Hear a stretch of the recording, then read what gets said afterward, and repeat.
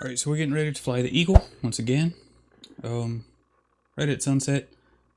There's a little bit of wind, but not a whole lot. I do have a different pitot tube right up there. You can see it sticking out of the nose. I actually did a flight yesterday, and I found that that one wasn't, the plastic one underneath the bottom wasn't quite as stable as I would have liked it to be. So I went ahead and mounted this one here just to see how it does. So that's going to be calibrating during this flight, and I've already done an auto tune on yesterday's flight, and we'll just kind of go from there, see how this works out. And I'll probably put some bits on of yesterday's flight into this video. I'll mix it in as I talk about some things. So let's go ahead and get armed and in the air. Armed. I'm going to leave it in manual mode while I taxi out to the runway.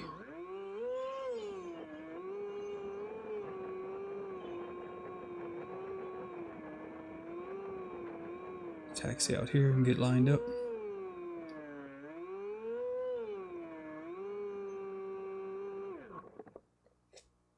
Alright, let me get my camera pan and tilt and everything kind of centered up, and we'll go to fly-by-wire. Fly-by-wire A.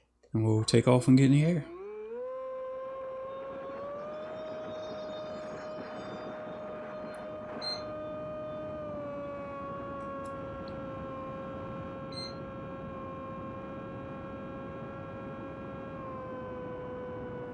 Now, during that takeoff, you might have noticed the airplane was kind of yawing a little bit to the left, but once it got light and started flying, it's flying nice and straight now. I probably need to adjust my nose wheel a little bit because I did actually adjust my rudder trim after yesterday's flight, and we may have actually trimmed it a little bit too much. As you can see, it's kind of yawing a little bit to the left at center stick. May cut my power down to cruise power, about 45%. Yeah, we do have a slight yaw to the left now. It was yawing to the right yesterday, so we probably went a little bit too far with the trim, but we'll address that after this flight. So yeah, as far as what's going on and all out here, they've been leveling these fields for the last few days, and everything's nice and smooth out here. Those tractors that are parked over there, you'll probably be able to see them in the HD feed. But they've been running some land planes all out here. You can kind of see how smooth all the ground is.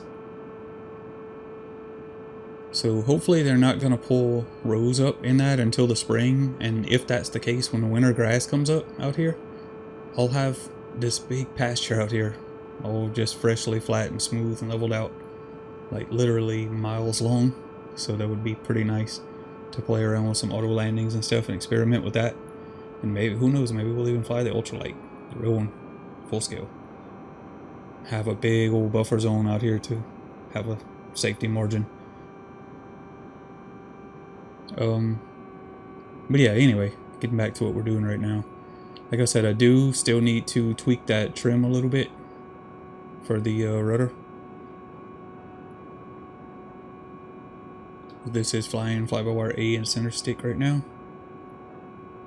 Let me go back to manual. I'm just curious how close it is for manual. Actually, I need to put more power on. I forget to set my power, my cruise power, or my throttle anyway, when I'm not flying stabilized modes.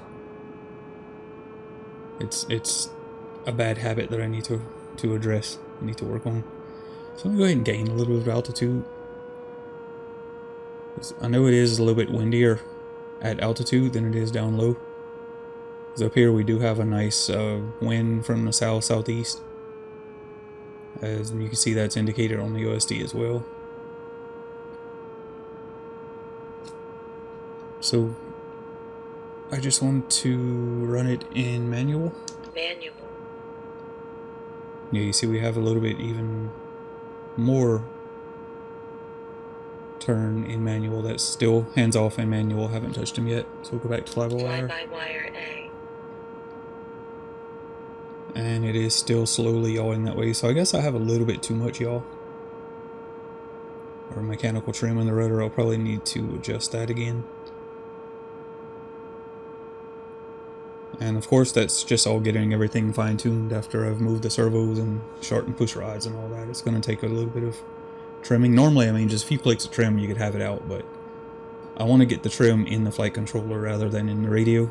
Just, it's always the best way to do it in my opinion, if you're running a flight controller and switching, using different flight modes and things like that. So, let's go ahead and run cruise mode here in just a bit.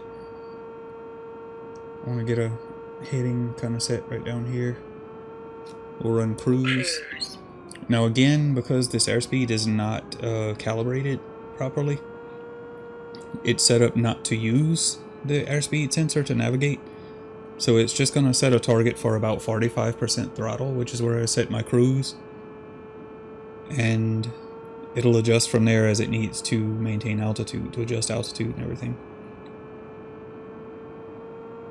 So you can see the airplane is banked a little bit to the right, and that's probably to deal with that rudder trim issue. If I manually put some trim input, you'll see the airplane levels out, but it's going to yaw over to the left, obviously,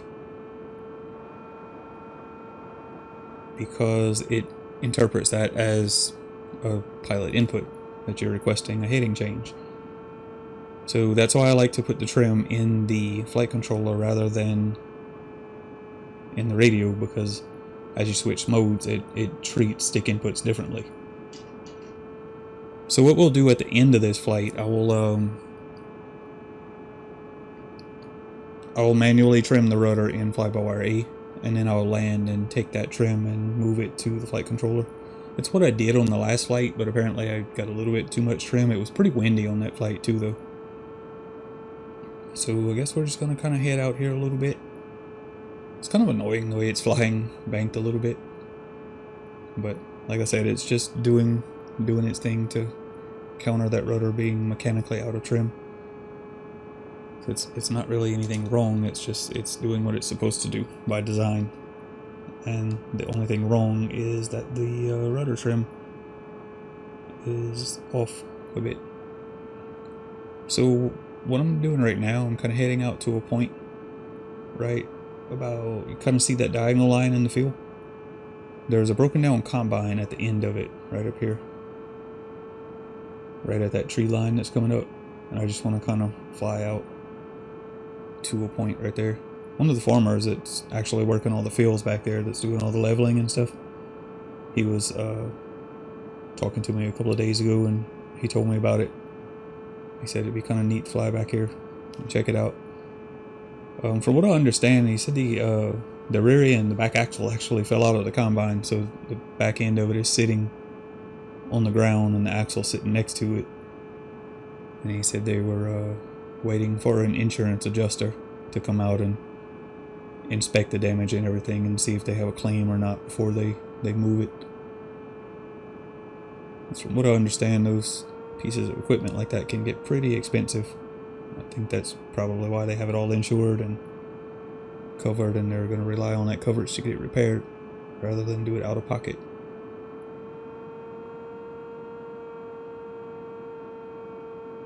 So there's the combine sitting there.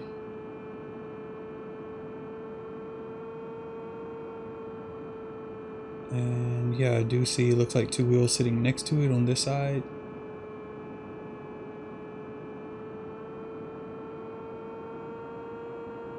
Let's maybe swing around so if we can look at it from this side. Yeah, you can kind of see from here the back end of it looks like it's awfully low sitting on the ground out there. And now the wind is kind of pushing us back home. So we didn't get too long of a look at it from that direction, but that'll do for now.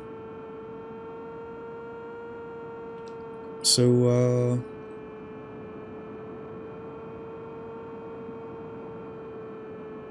what I'm noticing right now is that with my cruise power targeted at about 45%, should land me on about 35 miles an hour, and the airspeed is sitting right at 37 miles per hour, 36, 37, and it's not bouncing around nearly as bad as it was. Like I said, I'll probably put a little clip of the airspeed from the previous flight that I didn't upload. I'll put a clip of that, what the airspeed was doing. I'll put it next to this airspeed. You can kind of compare the difference and see what I'm talking about. But this one definitely looks more stable using this pitot tube that you see sticking out on the nose there. And I think that's going to be a lot more reliable. So I'll probably go ahead and let the airplane fly home. In fact, I'm going to trigger a return to launch right now. Return to launch. And let it fly itself back home. Which it should fly home at about 200 feet. And then loiter my rally point that I have set just south of home. Some of their other tractors parked right back there. Was what I was looking at. But yeah, we're gonna let it fly home to this rally point and loiter that, and just let it loiter for a while and see if it calibrates the airspeed. Because normally, when you have it calibrating airspeed, it will pop up the messages as it changed the ratio. They'll pop up on the OSD, but I'm not seeing them right now. As far as I know, I think I enabled the auto calibration for airspeed. I might have not saved it, but I do remember going and changing that parameter, but I might have not saved it. Could explain it, or maybe it's just because I'm not out here loitering. From my understanding, for it to calibrate the airspeed, you really want to fly a circular pattern and do some turns and things, and not really long straight runs like we did so far in the flight. But so that's the whole point of me just letting it loiter. Once it gets home, I'll let it loiter for a bit and see if it does that. Nice sunset out there to look at. You can see the airplane is banking now. My rally point is set kind of right out here over the field. You see, the whole point of having that rally point is it puts the north end of my radius around it, kind of over the runway. And if I let it actually loiter where I armed, it would be loitering. Half of the loiter radius would be out over the bayou and the trees and all that. So that's why I prefer to let it loiter a radius out here just south of home.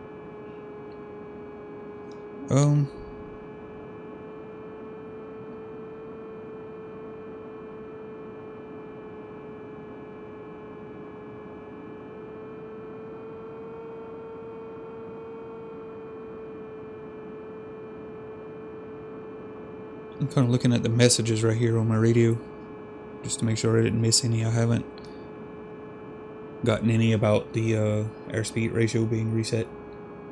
So if it is calibrating the airspeed sensor, either I'm missing the messages or it's not calibrating it. But from what I see here, it looks pretty close.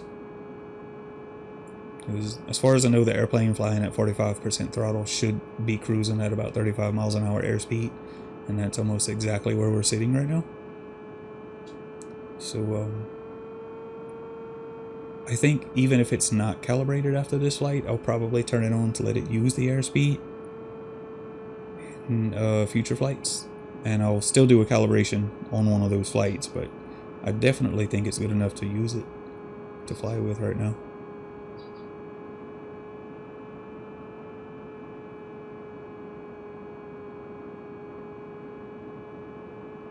So yeah, if it was going to pop up any messages about it calibrating, it should have already by now, I would think. So the sun is actually getting down below the horizon out there.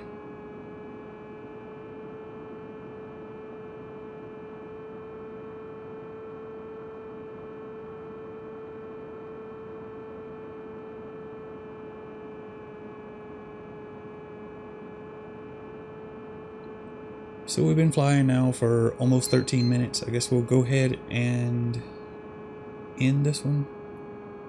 We'll start to end the flight anyway. We're going to go back to fly-by-wire. Fly-by-wire A. And I'm going to go ahead and cut power and let it start descending to set up for my landing. And while I do that, I will thank you all for watching the video. And of course, as usual, to all my Patreon pledges and channel members who contribute to make this all financially feasible and allow me to keep doing this and posting new content on a regular basis. And we're actually not far enough out yet to get a nice, or lined up nicely anyway on the runway. So I'm actually going to come back out here over the field a ways. And I want to watch making that turn. I don't get too close to the field, or to the tree line out there. I want to stay over the field because that wind is kind of pushing us toward those trees. Although down here on the ground, it's a lot less wind than it is up high. But either way, any kind of way we do it, we're going to have a crosswind. And I just want to make sure I don't get too close to those trees and pushed over in them. And I guess as far as where we go from here, actually before I land, I was thinking about what I need to do on my next flight, and I remember that I forgot to trim the rudder. So I am going to get out over the field. I want to get up to about, I don't know, 100, 150 feet or so. Try to get up to about 150 or so. Climb a little more. And now we're going to set the throttle to our cruise at like 45%, which is where I want it to end up cruising in the future. Now I'm going to manually trim the rudder. Just enough to take out that slow swing to the left.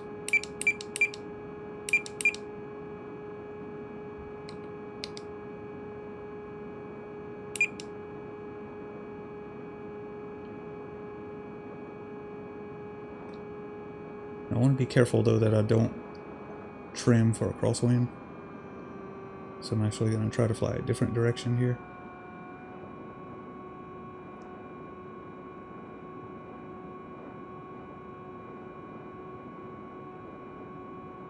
I mean, it seems to be holding its course pretty good.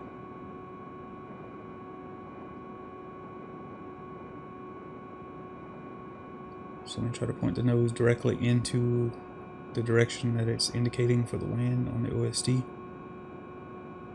which is right about there. Now we are swinging slightly to the right, or maybe not. I think that looks pretty good, to be honest.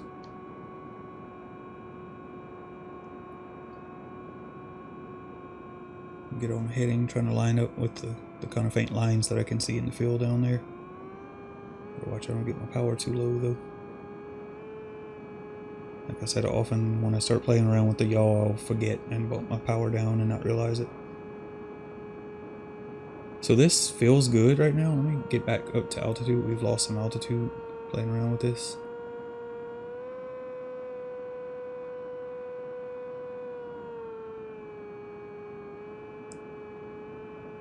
I want to go to manual mode. Manual. And see if the trim changes. The aileron trim is off a little bit. Well, maybe not. Probably just gust of wind. I'm not touching the rudder right now. I'm just flying the airplane with pitch and roll in manual mode, just making small corrections. And it's not really swinging the nose left or right, noticeably. Maybe slightly to the right, but that, again, that could just be wind, because we do have a crosswind right now. It's indicating from the right. So let me point the nose back into the wind, which would be about this direction. And this is hands-off manual mode. So I'm going to correct roll. I'm actually going to get back on the heading.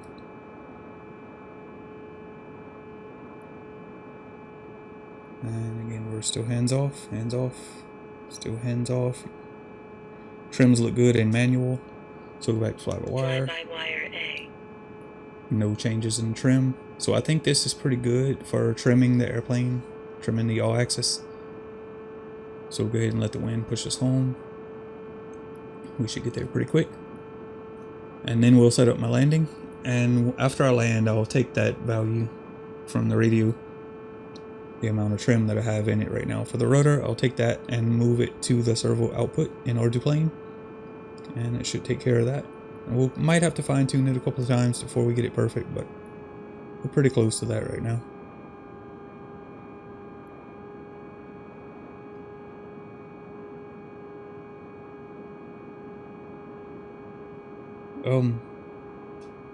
Playing around with the camera's pan and tilt right here a little bit. That reminds me, I mentioned in the last video, or in the walk around video, that I wanted a better camera than this. I mean, this one's fine. It's definitely an upgrade from just analog as far as the recorded video.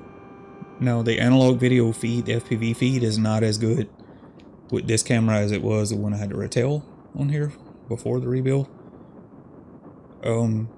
So to get the best of both worlds, I was hoping to find a Runcam Hybrid, which is what I run on the Reptile Dragon 2, and I really liked it.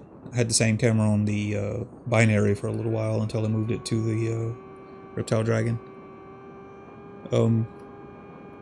But I ended up finding one in stock at Team Legit, and I ordered it, and it should be here Monday, I think. I've already printed out the pan and tilt, same one I use on the other airplane. And now I have the original Hybrid version 1 on my other airplane, and the one I ordered is the Hybrid version 2. They did have some of the version 1s in stock as well, which was even more surprising. They had some of both, but I went ahead and got the version 2 just to try it out, see if it's any different. I think there's some slight improvements, but nothing major. But that's what we'll end up putting on here soon. And other than that, it's just more little fine-tuning and stuff to get everything perfect, but it's really close to that now. So we'll get a nice smooth landing, try to land sharp where I can taxi to the runway. To the shed, gonna switch to manual.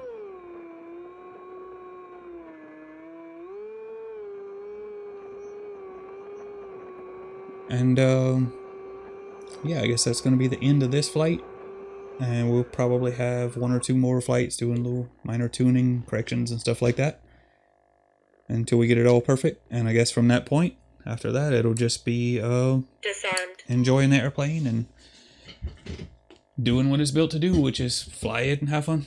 So I guess stay tuned for that. And any questions, comments, put them below the video, and I'll try to answer them to the best of my abilities. So I'm going to shut off my transmitter and stop the recording. So I'll see you all in the next one.